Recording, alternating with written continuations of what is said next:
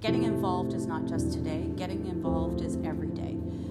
Every day having conversations where necessary, when needed. I think it's very important to, spread information that is empowering, information that, can kind of spark the brains to do the work and to continue to say, okay, if this is what racism is, how can I not be racist indirectly or directly? As I got older, I really realized white privilege is a thing. It's more than where you grow up, it's more than where you're raised, it's more about being rich or broke. Black people are fighting no matter what they walk out their door and they're fighting.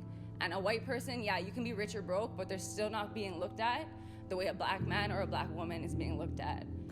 And yeah, it hurts. It's not just about Black people, period.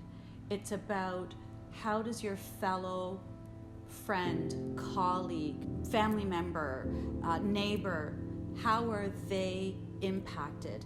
How is the injustices that are happening hurt the people that are around you? I think Nip had one of the craziest lines, and it's so simple, and he said, "Block for me, black man, you know they trying to stretch us."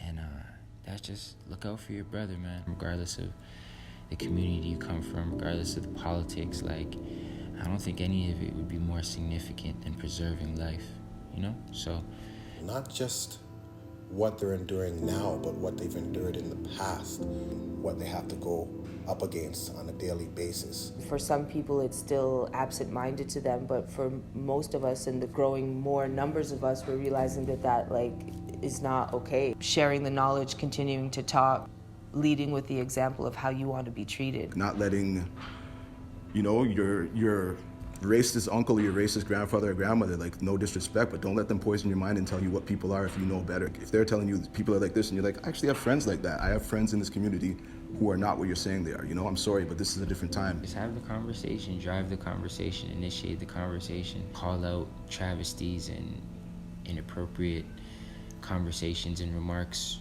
when they're happening in the moment. And sometimes people say things ignorantly and they don't really know the effect that their words have. We all have a responsibility to be open, to be honest, to be transparent, to share our stories, however painful.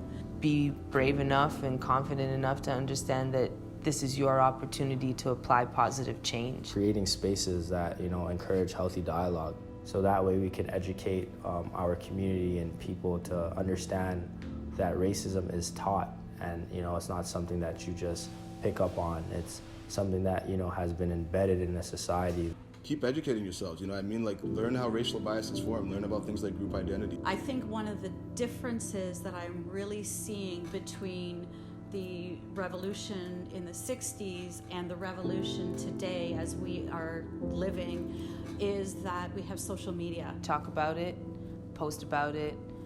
Your social media is this fluid platform that just connects far beyond. Everyone kind of having that empowered voice now, being their own channel and being able to say, this is what's happening on my street, or this is what's happening in my neighborhood, in my community. I'd like to see people just be more human in their interactions, more human in how they treat each other, more human in how they talk to everyone. I know that it's going to take a collective effort and, a lot of community leaders and Black individuals like myself to come up and for their voice to be heard and to use their platform for, to inspire change within the communities.